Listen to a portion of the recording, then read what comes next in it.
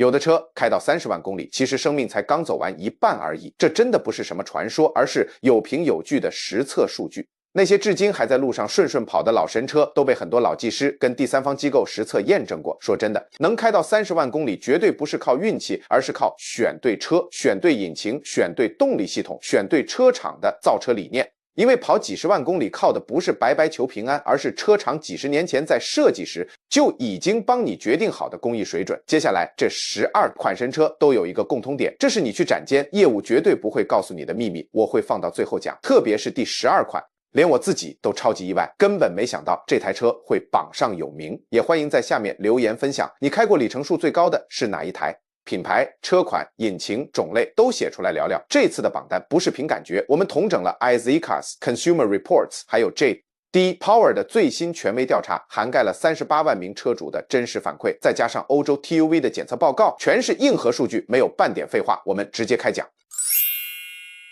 嘿，哥們兒，咱今兒不聊那些虛頭巴腦的，就聊點硬的。啥車才能配得上神車这名號？甭管別人吹得天花亂墜，在我這兒，神車的第一把交椅必須是豐田蘭德酷路澤。甭管是哪一茬的，那都是根正苗紅的老炮。咱先別光看它長得有多唬人，咱就聊數據。數據這玩意兒騙不了人。你瞅瞅，最新的 iZCars 大數據調查顯示，豐田車能跑到40萬公里以上不撂挑子的概率高達 17.8%。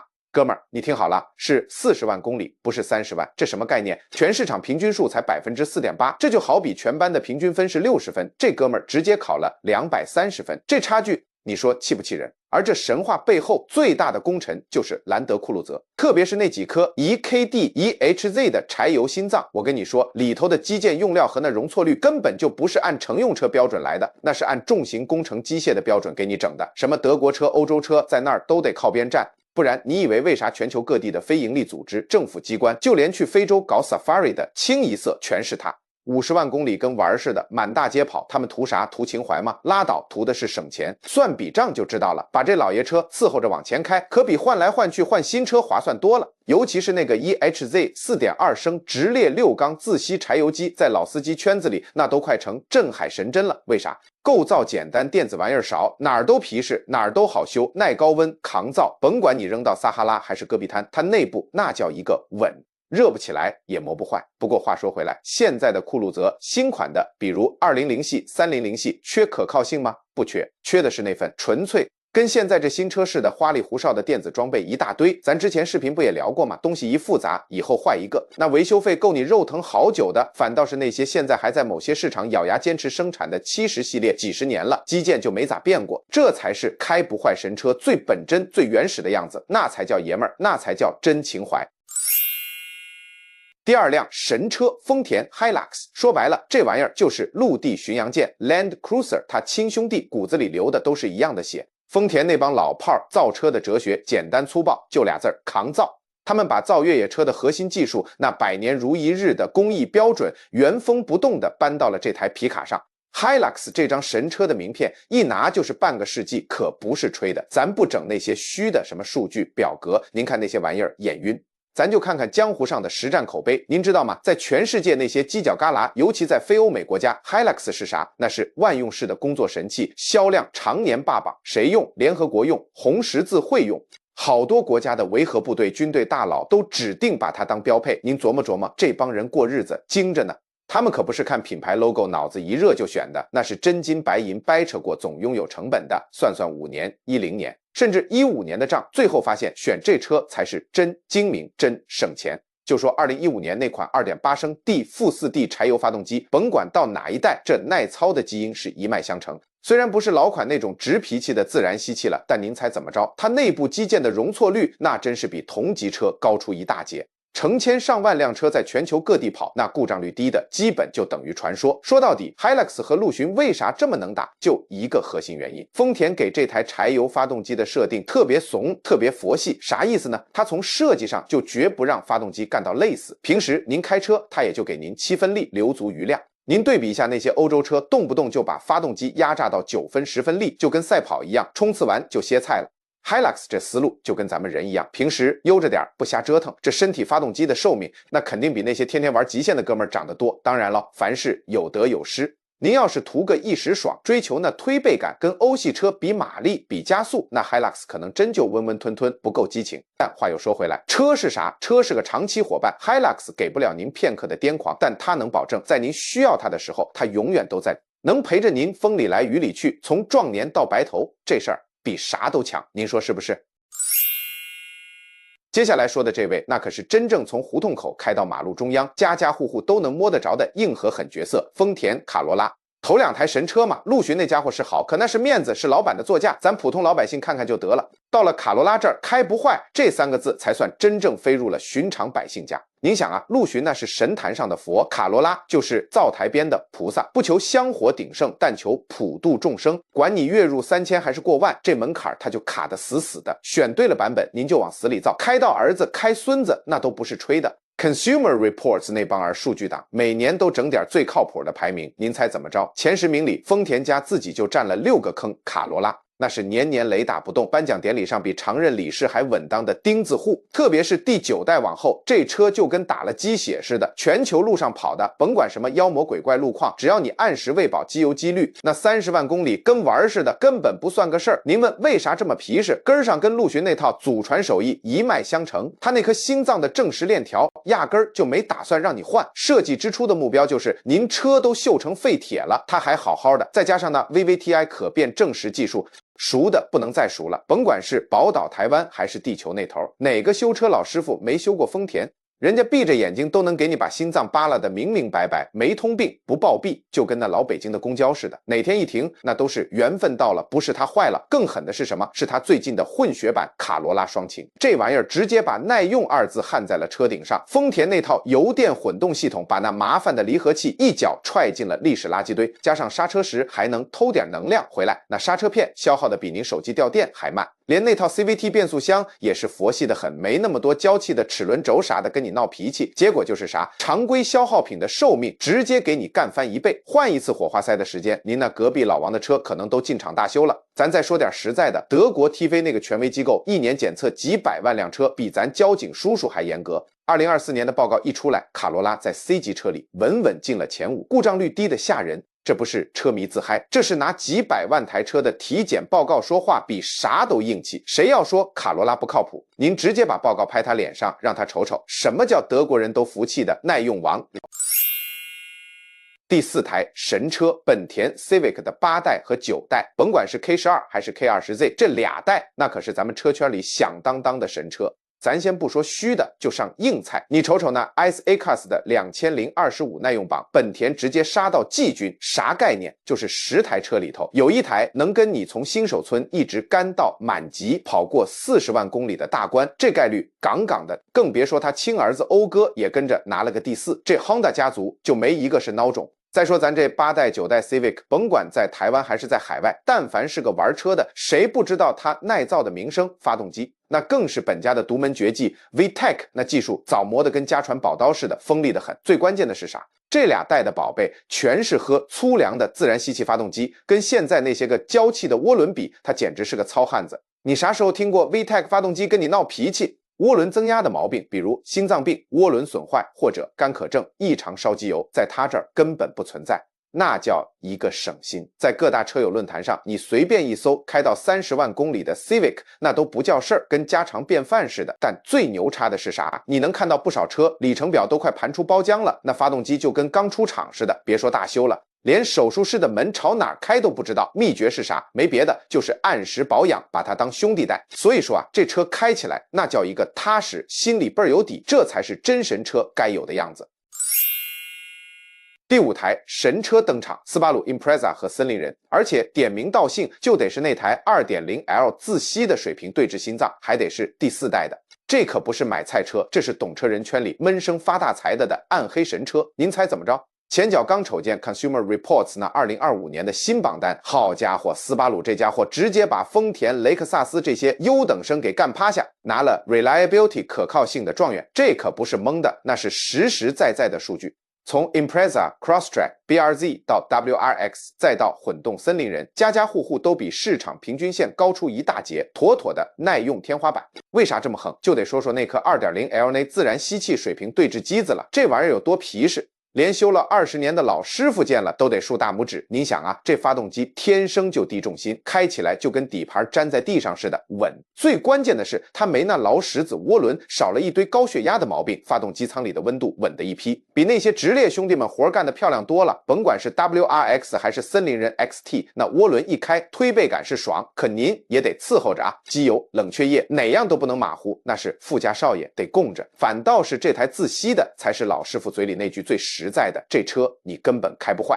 屬於那種你拿鑰匙擰開，無論扔哪兒10年再回來，它一準能着火，還突突突帶勁兒的。不過啊，老司機也得唠句嗑。要說這老款2000到2010年的斯巴魯，它還真有個不大不小的光榮歷史，气缸垫片，俗稱鋼電愛罷工。這也是為啥市面上有些二手車你得繞着走，小心被這舊傷給坑了。但劃重點，從第4代大概2012年之後開始，廠家算是把這個問題給徹底根治了，換了新材質的墊片，跟換了一身鋼筋鐵骨似的。所以只要您認準了這個年份及以後的，那耐造程度甭提多賊了，那叫一個橫着走都不怕。瞅見沒？真正的硬核从來不用大聲喧嘩，這就是斯巴魯一個懂的人自然懂的世界。这第6台神車雷克薩斯 ICE 和 GS， 尤其是那自然吸气的版本，那可真是有那味儿的老炮座駕。咱們先別整那些虛的，就說點實在的。您知道為啥大夥管雷克薩斯叫神車嗎？人家那是真能跑還不壞。您看那 ICA Cars 排行榜，雷克薩斯穩坐第2把交椅，跑破40萬公里的幾率12.8%，就比它亲爹丰田差那麼一點點。再看看 Consumer Reports 的報告，直接把故障率最低這牌子焊在腦門上了，整個豪華品牌裡獨一份。這可不是吹的，這是拿數據說話。咱就說說這倆主力幹將 ICE 和 GS 的心臟。先說那 3.5 升 V6 的大心臟，纯的自吸猛男，不带任何涡輪，那叫一個不骄不躁，機子給你造的跟個坦克似的厚道。您平时市區裡帶步，溫柔點開，那感覺就像拳王打沙袋，根本用不上10分力，平順得跟德雲社的相聲一樣。可您要是想暴躁一回，那勁兒一踩，嘿，妥妥的斯文敗類，文靜的外表下藏着一顆狂躁的心。再說那 ICE 300H GS 300H 的油電混動，這玩意兒就更逗了，它那套混動系統就跟他家小兄弟卡羅拉是親生的，繼承了豐田混動祖傳的金剛不壞之身，沒那煩人的離合器，剎車皮耐磨的能磨禿了輪毂，變速箱結構簡單的跟錘子一樣，基本沒啥能壞的地兒。我跟您說，那些開日本高級轎車和歐洲長途包車的老司機，人心裡都跟明鏡似的，要想在高里程下佛系開車，一年到頭不用跟修理廠搞深度綁定 ，IS 300H 絕對是你能找到最靠譜的豪華房車之一。雷克薩斯跟那些歐洲車最大的區別在哪兒？不單是零件好，那世道不同。歐系車那幫卷王喜歡把馬壓榨出駱駝的勁，把性能和效能整到極限。可雷克薩斯不一樣，人家講究的是可持續發展，把耐用這倆字刻在 DNA 裡。這就好比人家歐洲廚師做菜講究的是米其林3星，擺盤精緻，口味濃重，而雷克薩斯就像一位國宴大廚，不追求花哨，每一道菜都講究原汁原味，吃了不鬧肚子，還特別抗餓。所以最後說個扎心的，養一台高里程的雷克薩斯，那每公里的花費在豪華車裡基本是地板價。為啥？不是因為它喝油便宜，是因為它這身鐵布衫實在太耐操，小毛病基本沒有，大毛病你也碰不着，錢都讓您自己揣兜裡了，甭3天2頭往修理廠送錢，那叫一個省心。這才是真正的豪華，是開上10年8年，您還會回頭衝它豎大拇指的神車。老少爺們，咱接下來聊的這第7台神車，可真是把家用神車4個字焊死在車標上了，本田3代。4代 2.0 自吸 CR-V， 剛才咱聊了半天那些讓人眼饞的豪華休旅，這回直接落地，給咱普通老百姓烙點真能用得上的硬貨。就2007到2016年那 P 大 2.0 自吸155匹馬力的 CR-V， 你去家用 SUV 圈裡隨便打聽，要是說耐用度排第2，沒人好意思拍胸脯說自己是第1。之前咱是不是說過，本田在開破40萬公里還能跑的品牌榜裡排第3？實話跟你說，撐着這份成績的頭號功臣就是這 CR-V。為啥這麼抗造？先烙這顆 2.0 iVTEC 機子，人家從娘胎裡就帶正時鏈條，既沒渦輪那嬌貴毛病，也不用像別的車似的到點就得掏腰包換正時皮帶。就這麼說，你只要別偷懶，按時給它喝正經機油，這條鏈條基本就是打算跟發動機同生共死，開到報廢都不帶掉鏈子的。哦，不對，它本身就是鏈子，根本不帶壞的。當然了，人無完人，車無完車，這幾代 CR-V 老玩家圈子裡吐槽最多的也就倆事兒：一是年份久點的車空調偶爾耍點小脾氣；二是極少數車噴油供油的傳感器會老化，但這都不叫事兒啊。隨便找個路邊汽修店，300-500塊錢就能給你收拾得明明白白，半毛錢不影響發動機、底盤這些核心大件，跟那些動輒修一下大幾千的娇貴貨比，這都算給你省錢了。我就舉個最實在的例子，2010年的 2.0 CR-V 跑了20萬公里，只要原車主是個正經保養的主兒，你買回去接着開，再跑20萬都不带给你撂挑子的。这可不是我在这吹牛逼，你去問問那些跑運營的車隊，天天跑工地跑業務的老司機，全球多少人拿這貨當幹活的工具車，跑幾十萬公里還天天造的有的是，都是拿時間和真金白銀試出來的硬底氣。說白了，這貨就不是給你玩性能玩面子的，它就是你過日子的老夥計，拉人裝貨啥都能幹，吃粗糧幹重活還不鬧脾氣。這年頭能找着這麼省心的代步車，比找個不鬧別扭的對象都難。第8台神車 Toyota Camry 2.5升與3.5升版本，在歐洲這片犄角旮旯，這車可能沒那麼接，但你要是放眼全球，那可真不是蓋的，妥妥的骨灰級神車裡的扛把子。你瞅瞅這銷量數據 ，iCars 那幫搞大數據的家伙說了，2025年能把這車幹到40萬公里還不報廢的比例，在全世界的房車裡，凱美瑞直接給你安排的明明白白，榜單上他說了算。甭管是那台 2.5L 四缸機，還是那顆響當當的 3.5L V6 自吸之王 2GRFE， 聽過沒？這兩顆機器的皮實勁兒，我跟你說，簡直跟金剛鑽似的。用我們老司機的話說，這叫耐造。為啥？就一個字，純。纯自然吸气，沒有那娇气的渦輪。你想想啊，沒有渦輪你就不伺候那玩意兒，啥渦輪本體中冷器換起來那都是白花花的銀子，肉疼。也不用擔心機油在滾燙的渦輪裡蒸桑拿，折騰得半死不活。這機器一啟動就跟老夥計似的，溫溫吞吞，溫度穩如老狗，磨損那叫一個有數，跟算過命似的。全球多少老司機都拿命給你驗證了，只要你別作妖，按時保養，開個30-40萬公里，那都算剛上路，基本功而已。可能在某些歐洲國家您少見，但在北美、東歐甚至台灣這些地方，但凡是個修了10幾年的老師傅，或者天天在路上跑的貨運司機，你問他凱美瑞怎麼樣，人家就一句話，同樣跑的里程數，這玩意兒進大修廠的概率比你家電視壞的概率都低，懂了不？這已經不是台車了，這是個能陪你從年輕混到中年的戰友，一個永遠省心、永遠不給你掉鏈子的鐵飯碗。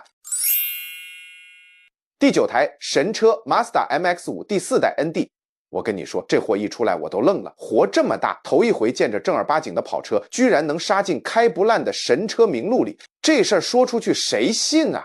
就拿今年 Consumer Reports 2025的報告來說， MX-5 直接焊死在年度最靠譜車型那一頁，還有 J。D-Power 那邊更不用提，常年把馬自達掛在故障率最低的品牌第一梯隊裡，你琢磨琢磨這事兒有多離譜？跑車啊，哥們兒，哪台跑車不是生來遭罪的命？碰見暴脾氣車主，天天地板油踹到紅區，新手買回來啥也不懂瞎造，保養全看心情，本身零件天天都是高負荷繃着，開個5、7、8年不是這兒響就是那兒漏，那都是家常便飯。結果2015年出來的這台 ND 直接把跑車嬌貴病的魔咒給砸得稀碎，為啥？人家馬自達造車的路子跟現在那些花裡胡哨的跑車完全是反着来的。你看現在的跑車動不動就渦輪懟上去，馬力數據堆得比天還高，各種電控系統恨不得把你開車的事兒都給包辦了。MX-5 偏不就給你上 Sky Active G 的自吸機子，有 1.5 升132匹的，也有 2.0 升184匹的，渦輪不存在的。再配上喪心病狂的轻量化，整車重量連 1.1 噸都不到，電子設備更是能省則省，什麼花裡胡哨的主動電子懸架沒有，什麼跟底盤綁定的複雜車機系統也沒有。說白了，這貨除了開，啥多餘的事兒都不想給你整。你可別覺得這是摳門偷工減料啊，這恰恰是他能陪你造到老的終極密碼。你想啊，排量不大，馬力也不瘋，車身還輕的跟個小螞蚱似的，平時上路引擎根本就沒在使勁的，悠哉就把速度提上去了，那负荷小的可怜。只要你別太離譜，按时給它為機油做保養，這台車的發動機、變速箱、底盤這3大件你隨便造，輕輕鬆鬆跑30萬公里，連大修的邊都挨不上。我這話就撂在這兒。之前總有人說D-Power 給馬自達打高分，是不是收了好處？你看看 MX-5 就知道了，這貨就是馬自達靠譜屬性的活招牌啊！別的跑車都是買來當大爺供着，這貨倒好，可靠度數據跟那些買菜代步車比都不落下風，甚至還更耐造。可人家偏偏是正兒八經能給你敞篷、能給你劈彎樂趣的真跑車，就這麼個玩意兒，你說它不是神車？什麼是神車？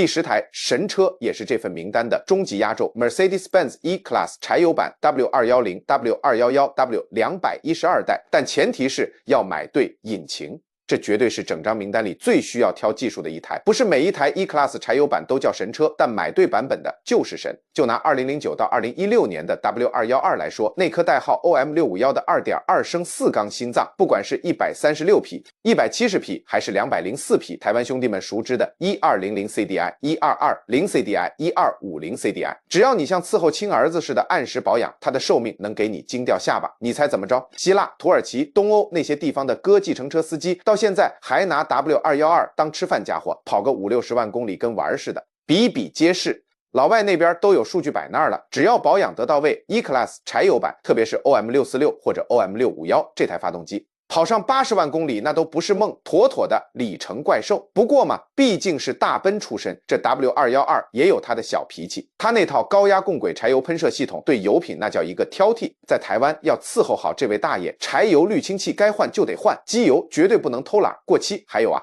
那些來路不明的小站柴油就別為了那幾塊錢糟蹋它了。只要你把这飯餵好了，這引擎的壽命絕對能刷新你對現代豪華房車的認知。它不是結構簡單，而是底子厚實，潛力大的讓你懷疑人生。所以啊 ，E-Class 柴油版能坐上這神車寶座，靠的不是花里胡哨，實打實的硬道理就是，只要方法對了，它能跑的路子比你想象的遠得多。歐洲街頭那些跑了幾十萬公里的奔馳計程車，就是它最硬的通行證，不服不行。這就是老炮的魅力，倍兒爽。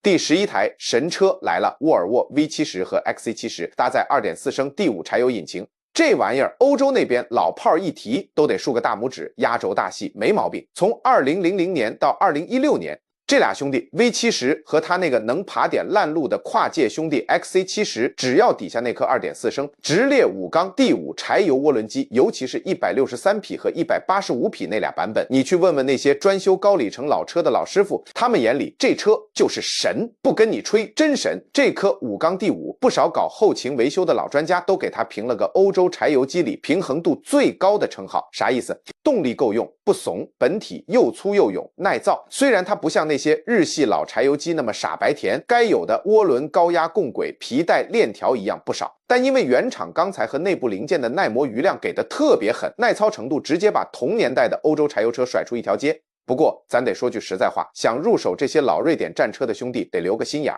這第5有一個通病，跑的里程高了之後，發電機皮帶張緊器，甚至方向機液壓系統容易老化和出問題。別小看這玩意兒，皮帶要是斷了，捲進正時皮帶裡，那修起來可就不是小錢了。所以這部分預防性保養的錢必須算進預算裡，別心疼。但話說回來，只要你基礎保養到位 ，V70 和 XC70 第5在歐洲各大二手車數據庫裡平均里程數常年霸榜前10，這不是情懷濾鏡，更不是吹牛，是幾十萬公里跑出來的硬核數據。兄弟們，信我，這車值得盤。第12位壓軸的爺，豐田普銳斯第3代2009到2015年。嚯，各位老司機，今天咱榜單的壓軸大戲，這位爺您猜是誰？普銳斯。沒錯，就是那個你覺得娘炮只適合買菜送娃的省油燈普銳斯。您琢磨，要擱以前一提普銳斯，大夥兒腦子裡就倆字兒：環保摳門，擱誰不這麼想？那造型那感覺咋看咋像個老好人，跟硬核耐操完全不挨邊。对，我跟您說，一開始我也納悶，這車憑什麼湊這份熱鬧？可數據這玩意兒不講情面，它比咱嘴都硬。您猜怎麼着？在希臘、土耳其、中東那疙瘩，人家那些開出租的小黃司機拿普銳斯當印鈔機使喚。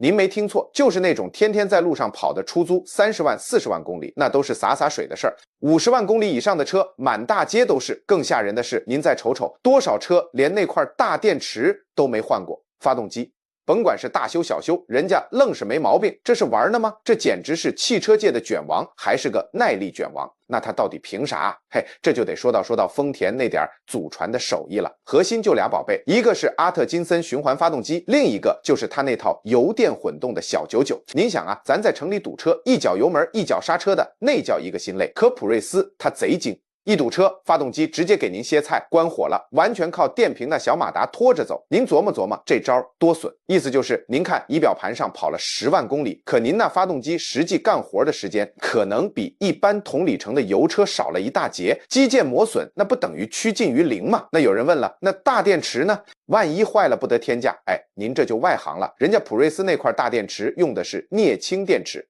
不是现在那些花里胡哨的锂電池，那是經過市場千錘百煉的老炮技術。在高強度淺充淺放的運務車模式下，那電池衰退的那叫一個慢，慢的跟龜兔賽跑裡的烏龜一樣。所以從 Consumer Reports 那最新的報告來看，豐田的這套混動系統可靠性就跟它的省油人設一樣，從來沒崩過，一路穩扎穩打傳到今天。總結一句話，這車就是個扮豬吃老虎的主，外表看着是個省油的老實人，內裡是個能扛能打從不掉鏈子的老黃牛。這第12名夠不夠硬核？夠不夠爺們兒？這才是真正的神車。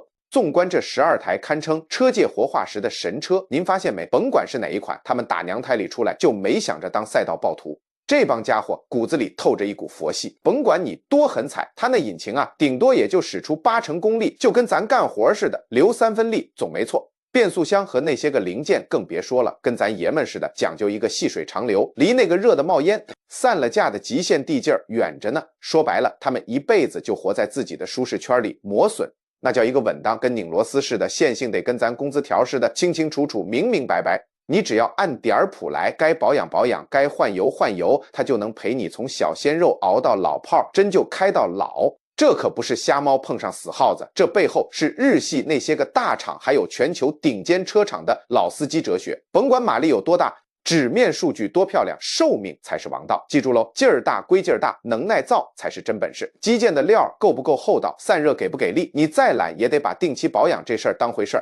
這才是你那神車能不能陪你跑上幾百萬公里的定海神針。行了，話不多說，這12台神車裡哪台是你的戰友？是你開過的，還是家裡正在服役的？你見過或者聽說過哪台車里程表都轉出花了，還在路上撒歡？或者說你心裡有台神車遺珠，覺得不比這幾台差，但沒上榜？來評論區裡見真章，曬出你的車型、年份、引擎，還有那逆天的極限里程，讓大夥兒開開眼。插播個預告，下周咱們反着來一期，聊聊那些看似耐操，結果壽命短的讓你哭都來不及的12台坑爹貨。絕對勁爆，千萬別走開。